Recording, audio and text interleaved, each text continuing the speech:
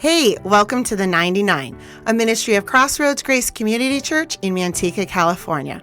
I'm your host, Heather Mahoney, and at the 99, our goal is to reach our ones far from God by equipping the 99 to follow Jesus more fully. Each week, we take time to lean into the weekend message at Crossroads by expanding further into the topic or concept in greater depth. We hope it challenges you and creates a hunger to dive into scriptures so you can know Jesus better. If you want to best engage with us, make sure to catch this weekend's message at crossroadsgrace.org/series or by downloading the Crossroads app. Preston, Brian, welcome back to the 99 podcast. It's great to have you both here again. Hey, thank you so much. Glad to be here. So formal. I appreciate that, as does Brian. Brian, why is he speaking to us in such a formal tone? I really don't know. I feel like... We're not sure what's to come. Did you hit your head on the way up? Are you okay? You pointed at me funny. I didn't know what it meant, and I was a little delayed. And here we are. Welcome to the 99 Here we podcast. are. Welcome to the 99. And you know what? We have, let's just give a special shout out to Marcella. She's been listening every week. Marcella. So we appreciate you. You're encouraging us. Thank you. Okay. I have to admit, while I know the Sabbath is for our own good in our walk with Christ, but Preston, when you started sharing your lazy high school stories, I really enjoyed them, and it made me think of just kind of sheer laziness. And so Brian, I'm sure you're not lazy, because I the way you operate, I don't think leaves room for that. But I know you both have lazy stories to share with me. Preston, why are you laughing so hard right now?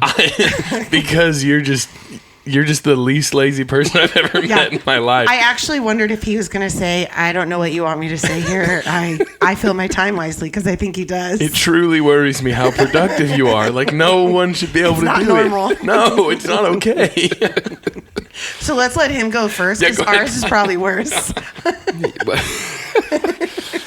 I do have an allergy to being lazy, though. I totally, hate it absolutely. with everything in my body. But the one thing that I have learned since I moved to California is that Santa Cruz beaches are great to take naps on. And never. And I know your husband Sean loves a good beach nap. Yeah, so a good 2 a day, 3 a day. He's rarely does he pull the all dayer. But it's not always on a beach, though. No, Let's just true. be clear about that. 100%. So, random couches. He's working. Yeah. But growing up in South Pots. Dakota, I never thought that I would ever get to say, like, Okay. I took a beach nap. So that's probably about as lazy as I get. Now, I was thinking about this once, though, that when I was in high school, my best friend and I, we did landscaping together, and we would do irrigation systems. So Okay. we would we'd trench out where the pipes would go, and we would direct them all and put the heads in and everything. And one day we just got so sick of doing it the hard way that we took the Bobcat, which is this huge like tractor, and we trenched the width of a Bobcat to be able to put this small like 1-inch pipe in. But it went so much faster. It was so much easier.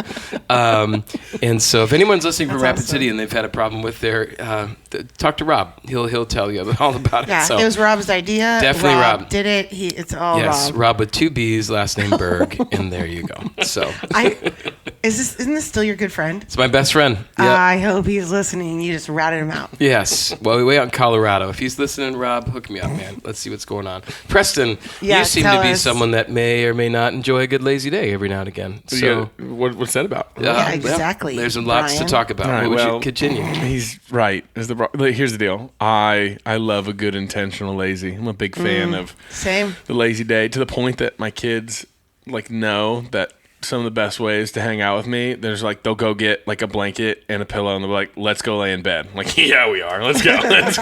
Let's go watch some TikTok. Like Nailed it. It is. I think the biggest one, and my wife Cass has a ridiculous amount of stories of little lazy things that I'll do. Sometimes she thinks they're purposefully lazy. Sometimes I just don't like think about it. Right. But I will happily live out of a like laundry basket of clean clothes. Like You're one of those. I just like won't put them away.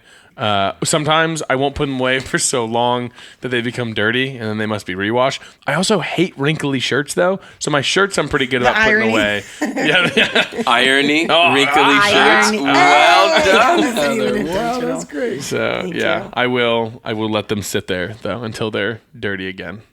Nice.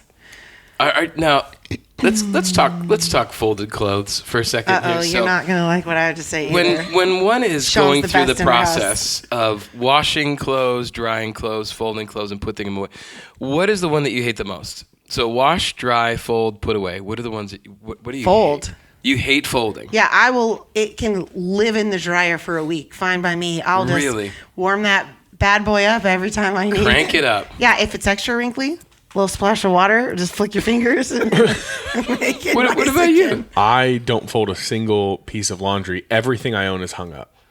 Except, I mean, Your underwear? no. Okay. Okay, those are in. Come on. Those are in a big bin. So like You those don't hang get your folded. They just shorts? get tossed in a bin. Yes.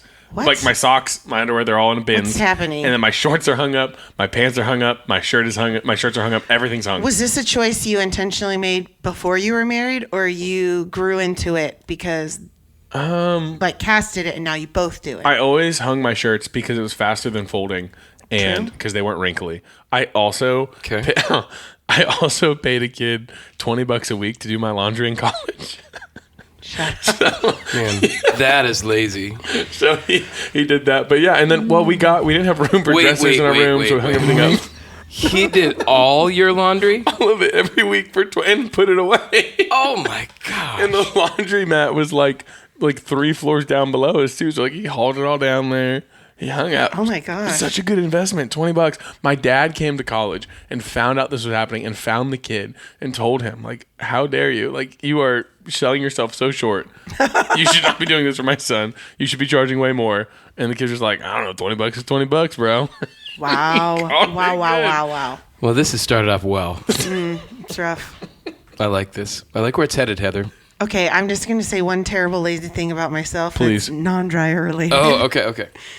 And I don't do this with every dish. I probably haven't told Sean, but have you ever accidentally a protein shaker, like not rinsed it immediately? Oh, yeah. Yes. So one time over Christmas break from work where we have that week and a half off, Yeah. I take my computer out, use it while I'm at home, but I had the rest of my bag away and I saw one not cleaned in there and I just threw it away. Good because call. I said to myself, Burn it down. there's going to be this pop when I open it. My house is going to smell like banunu. Like, this is going to be rough. I got to. Banunu. So I just tossed it. All right. But it wasn't high end, I promise. I would do the same thing, 100%. Yeah, it's too bad. It's not good. What are we, like 15 minutes in? We good? 7 minutes, 13 seconds. All Welcome to right. the Theology Podcast. Let's Okay. go. All right. So some serious, actual biblical go. content here. Yeah, because even though his we message did the was lazy great. stories, His message was awesome. Thank you. it was awesome. But let's talk Sabbath. I know that we didn't go into a ton of the Old Testament when we were chatting about it because really, I mean, didn't you said before there's 613 Old Testament laws, right? All of them. I mean, so there's so much we can do, and then Sabbath has a lot of sides to it, and so we didn't really get to talk about all of that background, and I'm really pumped because the message was awesome. We got to talk about what Jesus being here, what it means for us now, but what was happening behind the scenes. So first, could you share a couple of resources? Maybe, obviously, you were using the Bible. You used the Bible verses. We saw those. But did you have any books or anyone you hit up for information? Because I know you did a deep dive for this. Yeah. Well, first and foremost, my wife had actually gone through a study with her growth group on Sabbath probably 6 months ago. And this story got cut from the message at the end. But she came to me after doing I think it was 4 or 5 months on studying on Sabbath with her group. Wow. And she's like, hey, we should really do a Sabbath. And I was like, yeah, okay. And what? Not do stuff on Saturday? No shot. And I brushed it off, which was such a rude thing of me. And and then finally, eventually I felt super convicted, and she did too, of we need to bump up our Sabbath, actually start doing this. And I was like, man, if I would just listen to her, 4 months earlier, we could have had a huge head start on this. So she was the first thing I turned to. And then, to no surprise to anyone who's talked to me, John Mark Comer does a lot of Sabbath work. Tyler Stanton does some Sabbath work. That was really good. And then my wife recommended one of the books that they went through, which is called Sabbath by Wayne Grudem, and it was really good. It was good stuff. So those were the key Wayne Grudem, resources. systematic theology, Wayne? That guy right okay. there. Yeah, he's got a good Sabbath book. Nice. Yeah, those are all good ones I would recommend too. I mean, the Right Now Media also, I think, has got some good interactive stuff that you can look at. If you just go to the Crossroads site, you can kind of check those things out. But Right Now Media gives you growth group studies and things that you can do with other people, but also on your own. And then also, I just always go to the YouVersion Bible app. There's some great Sabbath stuff that's there, just like, low-hanging fruit, easy stuff to do. Nice. Thank you guys so much for those resources. That's good stuff. We'll make sure all of that, as always, is in the show notes below, and we'll get you a link also to Right Now Media in case that's not a tool that you've used. It is provided and paid for by Crossroads, so you can click on that and find that for yourself. All right, Preston, hey, why don't you kick us off and give us some information? What's some of the material that you really had to cut out, and can you give us a lot of that Old Testament background on the Sabbath?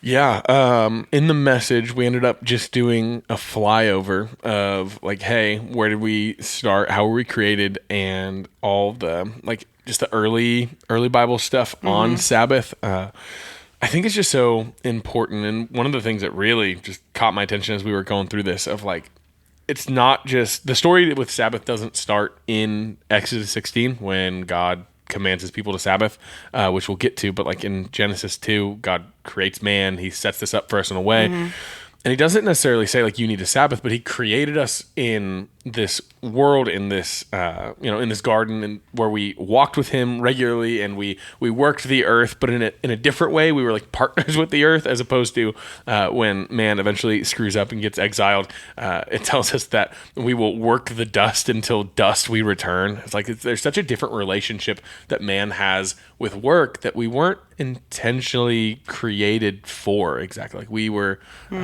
put in a situation that was much different. And so after understanding how different the situation was set up for us, it only makes sense that God eventually says, hey, we need to get back to this. We need to get back to this time of abiding in me and having this walking with me, having an intentional day set apart, because the rest of your week doesn't look the same as it would have been when we were first created. So I think the story really starts there before we ever get to Exodus. Yeah, the great part about the God that we worship is a God that actually built in rest, instead of this your expectation is just to go. And what was it? C.S. Lewis was asked that question when he was arguing with, I don't know if it was Tolkien or something way back in the day. They said, what's the big difference between, all the other gods, the Christian gods? And he comes in, it's easy, it's grace. And so there's this expectation of God giving us something that we don't deserve. And we're honestly just over and over feeling the sense of, man, I'm just not doing enough for God. I'm not doing enough for God. I'm not doing enough for God. The God of the Bible says, actually, I need you just to chill. I need you just to rest and relax and enjoy our relationship instead of feeling this burden that's with it. So to know from the very beginning God wove that in, pretty cool. Oh, absolutely. And it's not the same type of rest that I would have thought of when I was growing up. When I was growing up, I thought of rest as oh my gosh, I don't have homework today. Awesome. I can just sit around and play video games all day. And then you blink and it's nighttime and you're dreading school. And I remember the Sunday scaries back when that's what we always called them. Do you guys know what I'm talking about? Yeah. No. Sunday, this is just what we talk about. Sunday afternoon hits and then all of a sudden there's no more bliss and freedom. You're just stressed about school tomorrow and all the homework you didn't do and all the tests you have to study for. This makes sense. You don't know what I'm talking about? All right. Well, I always did my homework ahead of time, so I never had to worry. All right, fine. Well, for the rest of us who did their homework Sunday night, but yeah, that's what I thought rest was, and God's rest is so different. Even when we get to Exodus and this process that He made, where there was 2 days worth of manna provided for His people. Oh yeah, that was so cool. Yeah, I guess we should probably unpack that. But it just kind of shows. It's not about just sitting around and doing things that will distract you. It's about intentionally focusing on worshiping, being grateful, and just abiding and loving all the stuff you're given.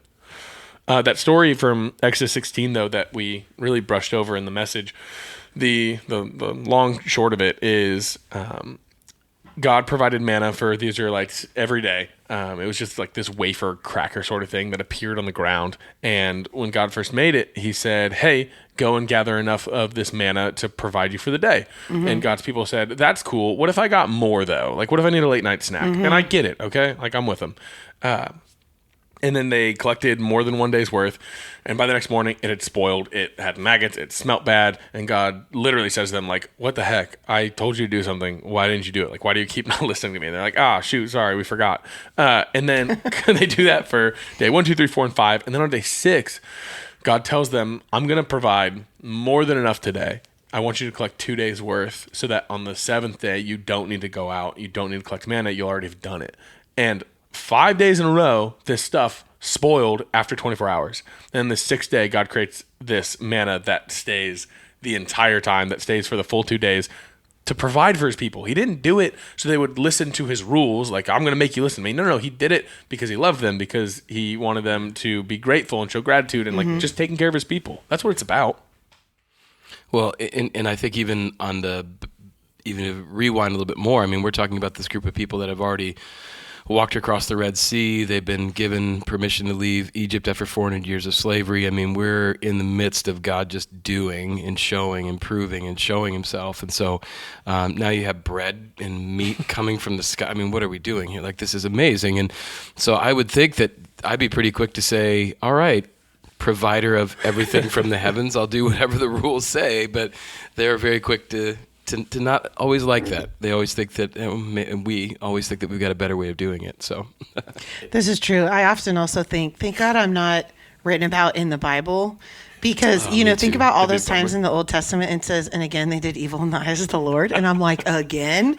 Yet here I am not making great choices all of the time. So grateful to not be in the book. Yeah. And to jump to the, like, kind of the end of the story, to what you guys both said, like, it's not necessarily like, hey, you just keep messing up and like you're just a terrible person. But like when I take a second and rest, or when I take a second to be grateful for what God's given to me, I look at it, I'm like, oh my gosh, what am I like stressing out for? Like, what am I being so greedy for? What am I being so, just like naive or immature about, when I look at all that's God given me and I look at all God's done for me, and I look at, it's not bread from the sky, but it sure as well might be. Like the amount that God's done in my life, when I take a minute to just rest, and when, especially with the Sabbath, even before then, but like as we've started taking it more seriously, the things that were so big and so stressful to us all of a sudden go, what am I doing? Like this is part of God's blessing for us. This is like what he has for us. And like the gratitude overflows. So it's all, I mean, it all works together. Shocker. So much good stuff. Yeah. So much good stuff. It's almost reminding me of when the pain of being in something, and you don't have the right perspective at the moment because it's so hard. But if you can take a step back and have a different thought process on it, you can think through that and realize hard is hard, but maybe I could look at it differently. But it's reminding me a few weeks ago, maybe it was more than that, but in your message you shared about what happens to a woman when she's given birth and how her brain will actually not remember some of the stuff to then allow her to be in that position again should they be having more kids. Yeah, I would have to give credit to Pastor Ed. I think that might have been his message that weekend. But darn it, I'm so sorry. That's okay. I'll take all the credit from Shout Ed out I can. to Ed. So that's great. But that's the reason I think we're all here, is that, especially if you're a second born, I mean, the fact that your mom was able to forget that enough to know the joy that was on the other side of it. But I would just interject the fact that most of the time when we find ourselves in a dark place, it's that we've gotten too self-focused. Like, it's all about us, and we get worried about our anxiety, our fears, the things we don't have, the things we wish we had. And the Sabbath is just that spiritual reset for us to be able to remember what we actually have in God, and what he's really provided for us that goes beyond just trinkets and, houses and all the things, but for us to be able to say, wow, God, we actually are very, very rich because of you. And I think the more we can do that, then all of a sudden this world comes into a better perspective, and the Sabbath was created for that. Oh, yeah.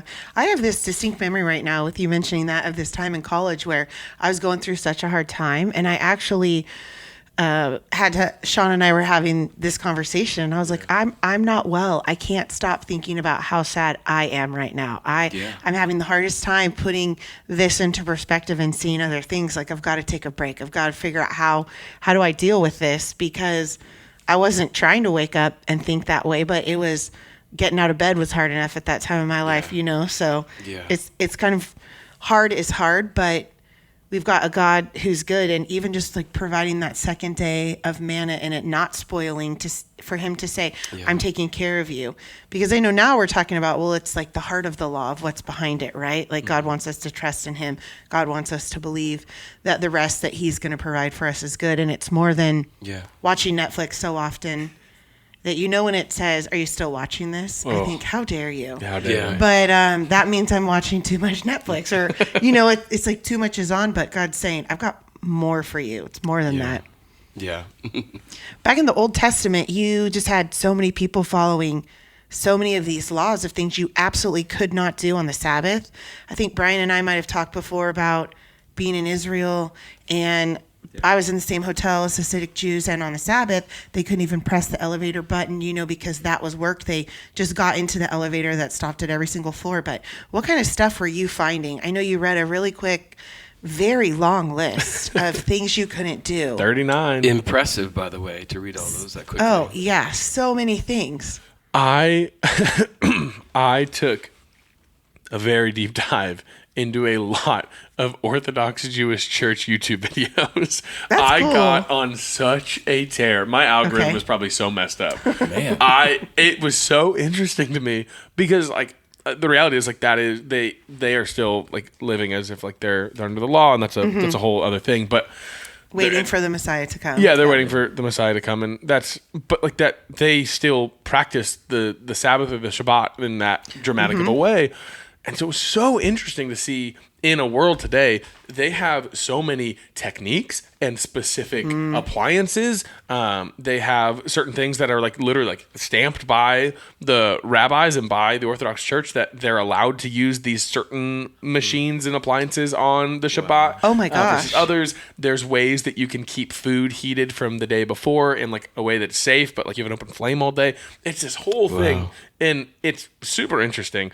And the whole time I was watching it, I was having this really back and forth time of trying to figure out these are all YouTube videos and everything, but I understood the heart behind what they were doing. I could feel the genuineness from so many of these rabbis and so many of these families that were just showing how they Sabbath, how they celebrate the Sabbath, and at the same time, it was just this endless list of rules, and you can't do this or you're punished, and you can't do this or you're in trouble.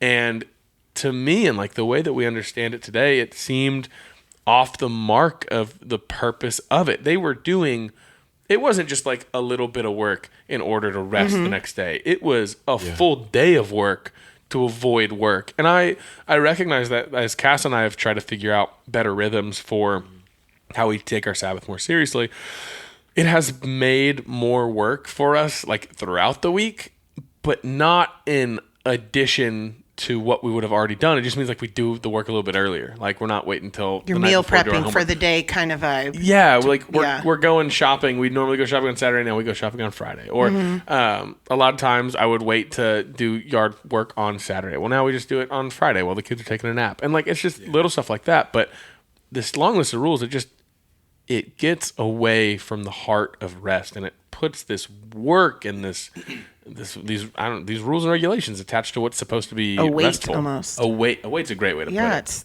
Geez, that's a lot. Yeah. Well, if you also think about it, Satan is really tricky because all he cares about is getting you distracted from what you're supposed to be focused on. And so if all you're thinking of is, okay, does this count? Does this not count? Is this too heavy? Did I press too hard? Did I walk too far? What's my watch say? You're thinking of anything other than God. And so Satan's I don't care how you do it. If that's how you want to do it, great. You get away on focusing on God. So, and if you think about it, Satan is, he'll either tell you to be super lazy, don't do anything, or he'll tell you got to be hyper vigilant, or are you doing anything? So it is difficult. I don't want to paint it as this easy thing that all three of us have just nailed and we're just crushing it. Absolutely far from it. But we also need to know that we're up against a spiritual warfare, and if you never take the time to push pause, at least to acknowledge that part of your life, then you're just in the battle the whole time, and you're going to be exhausted because at some point your shield will come down and he's going to get you. But if you have that reset and that refresh, you'd be better for the battle coming up. So. Well, I talked a whole bunch about what I do to rest. Do you guys have, not that it's, at a strictly right, but how do you guys rest? Either individually or with your families? What does that look like for you guys? It goes in waves for us, to be honest. And I hate to say it, and it's not necessarily the right thing, but the seasons that our kids are in usually will dictate what the season of our Sabbath looks like. And, I wish I was holier than that, but it's just true, And so our Sabbath sometimes gets really shrunk down, and sometimes it's really, really quick, and sometimes we got some more time with it, and we could, plan like you've talked about before. But what we've tried not to do is to make is to have guilt be part of our Sabbath routine, because guilt, I think, just kills that feeling. And I think what God is looking for is that quantity, or that quality over quantity. And for us, it has to be intentional, and we are not good at it all the time. But if we can find the rhythm of the seasons that are coming up, then we'll jump on it and take advantage of it. But I'm guessing with you and your kids too, probably seasons are big. And yeah, seasons are big. I would say for us, I think we rest best when we get away. So getting away is so helpful, because I think there's not guilt in your brain of what you have or haven't done. And we have a small mobile home up in the mountains, an hour and a half away, and there's a lot of work to be done cool. there. It's but so cool. Awesome. She's way underplaying. She's underplaying this. It's really okay, cool. First off, we Very have awesome. mushroom original 1967 wallpaper, in which the is kitchen. coming all the way back. Life-changing. So, but there's something about just being there. It almost feels like you're giving yourself this permission to rest, and I promise we rest better there than we do at home, which is not ideal because we don't have a weekly rhythm of going there. And at times I think we have that at home, but we have big rhythms of, if there's a lot going on with our kids, then we're doing a lot of things if there's a lot at work. So it's definitely a balance that I think that we could be better at. And I definitely felt a bit of a gut check with your sermon. So thank you. Because in a good way, I was like, okay, I think there's a way that we could be more intentional with the rhythm at home. Yeah. One thing I've always respected for both of you guys is just your ability to try. You get to so many other kids' things, and you're attending different things, and you're also attending your kids' things, but yet also being mindful of how you balance that with a Sabbath for yourself or for your families. It's really cool. I mean, my kids have benefited from your presence in their lives, and so I could say from a personal aspect, but I think that the reason I say that is I think everybody can make an excuse why they shouldn't do it or they can't do it. Yes. And I think would collectively say you need to make every excuse why you must do it and why it's so important to do that. So every season will create something new. The little kids phase has its moments, and the big kids phase has its moments, and the teenager phase has a moment. So, and if you talk to somebody whose kids are out of the house, they'll say those are even harder moments. And so the utopian view of, if I could only get to this, then I could start to do the spiritual things, just as it always falls back to the grass is not greener on the other side. The grass is greener where you water it. So what you take care of will do well. Yeah. Yeah. Woulda, coulda, shoulda. That's not the kind of life that I'm trying to live. Okay, Preston, do you think the reason that there were so many laws that are so potentially still strictly being followed, is that based off of Exodus 35? Because I know, right, it talks about Moses assembling the community, but the last part of chapter 35, verse 2 says, whoever does work on it, implying the Sabbath, is to be put to death. Is that what is the motivation behind those who are very strictly still currently following it? Yeah, and I don't think there's any, I hope, there's not any practicing religions that is actively being all right, of course, if you didn't do it, put to death, right? But I think it's more so the sentiment of that's how serious they have to take it. And I got to defer to you guys on this one. In all of the looking and reading and studying I did, I couldn't find a concrete reason on why the punishment for a lack of rest on that seventh day was death. The best I could conclude was just to make it that serious, to make them, to really force their hand. And a really dumb example that I ended up getting cut was when I was in high school, I had a restriction on how long I could play video games, right? For my own good, because I didn't do my homework until the night before. Sunday scaries. Sunday scaries. I would just play video game to avoid the Sunday scaries. But then I got to college, and all of a sudden those restrictions weren't there. And I pray that God never tells me the amount of hours I stayed awake and the amount of tuition I wasted by skipping morning classes of just playing video games all night long when I had no restrictions. No one could stop me. And I mean, it was a crazy time, right? Some people have wild college stories. I stayed up all night playing League of Legends. So, we're the same. But Basically the same. All that to say, was it just to make them take it super seriously? Is that why the punishment was death, or is there more that I'm missing? Well, what I would say is that the farther that you get away from the source of something, usually the looser things end up becoming. So the closest that you would see, obviously, when you have Adam and Eve, and God had said that if you eat of the fruit of the tree, you will surely die, and God gives them grace when they actually do it.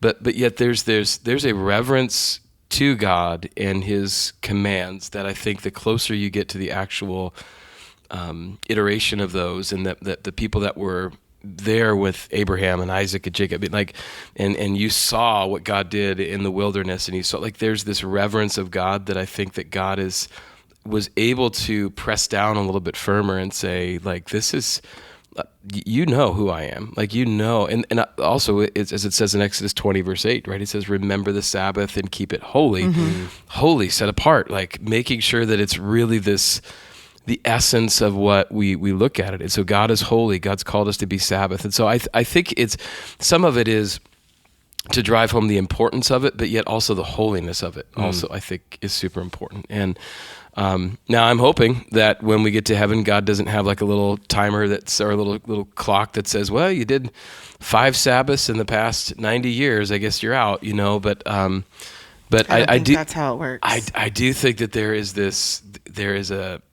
closer that people were to the trueness in the heart of seeing what God was doing in real time, I think that there was just a passion that was there. Honestly, I think that was part of it. Yeah, that makes a lot of sense. And I think we see that not just in the Sabbath, we see that in so many of the Old Testament. Sure. Some people will be like, oh, the Old Testament God. I hear it with high schools all the time.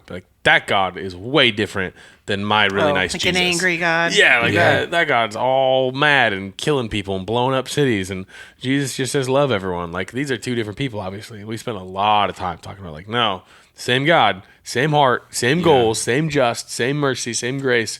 But I think the reverence and the respect that that has to be there is just at a really high level, especially after the whole book of Exodus and even Genesis is just God doing insane things for His people. It's not just raining down food, like you said. It's so much, and that makes sense. I appreciate it. Yeah, no problem. This is a really great conversation, you guys.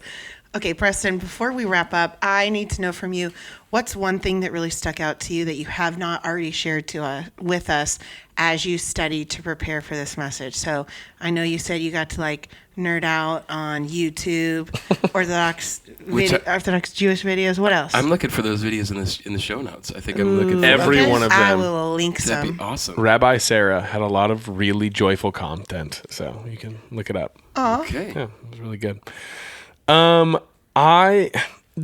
The most interesting piece of it all to me was the tightrope of to what level is this mandated? To what level is this the heart of God for His people? And just trying to figure out in these verses, it's hey, you better do this or you die. And then come Jesus walking around. We talked about Mark chapter 2, Jesus walking around, and the Pharisees what the heck? You're not honoring the Sabbath. And Jesus yes, I am. You just don't understand it. Right? So I think the balancing act of how it seems like Sabbath is talked about in the Old Testament in a lot of ways, and how Jesus fights against how man had contorted and twisted the Sabbath. I actually, what you said about Satan using things to twist, even with good intentions, was super wise, because the Pharisees, this has been a talking point recently, especially when we talk about Paul so much, is Paul and the Pharisees, they weren't trying to twist scripture maliciously all of the time, right? There was some human corruption, absolutely, but they were just doing their best as religious leaders to try and get people to be as close to God and as close to the law as they could. And in their minds, anything they could do to help people be more godly and like get them to their eternal salvation, like the ends justified the means, right? And so I think the most interesting thing as I studied was what is the difference between how God intended the Sabbath and talked about originally and how man contorted it all the way up until today, where our version of rest can be playing video games until our eyes are square or sleeping all day long because it's easier to do that than deal with our emotions or our problems, or something as like, genuinely intentional as Sabbath. And I just, where we landed and what we've gotten to dialogue about, like as we've made the message and even in the message itself, is like the whole point of our Sabbath is an opportunity, is an invitation for us to step into this promised rest, this promised fulfillment that Jesus offers us. Mm-hmm. And when we look at it at the end of the book, when we look at like, hey, the goal of Sabbath is to abide in the rest and the fulfillment that Christ gives us, it helps us like untangle all this crazy web of rules and regulations. Well, I can't do this and I can't do that. Like it just helps us realize like, whatever I can do to take a second, to take a deep breath, lower my shoulders, and feel like I'm being more gracious, like I'm being, more restful and intentional with Jesus, with my Savior. I mean, that's Sabbath. Like, so it doesn't have to be a laundry list of rules. It doesn't have to be exactly what we said. It's whatever helps you do that. Eliminate distractions to abide in the promise that Christ gave us. Like, that's what it is. I think what's interesting about our culture, though, is that I think what it boils down to, we just don't want to be told what to do. Like if we were offered the chance to go on a vacation, sure, we'll go to Cabo or anything. But we've said, well, while you're on vacation, we actually want you like to read your Bible and like connect with God and like not.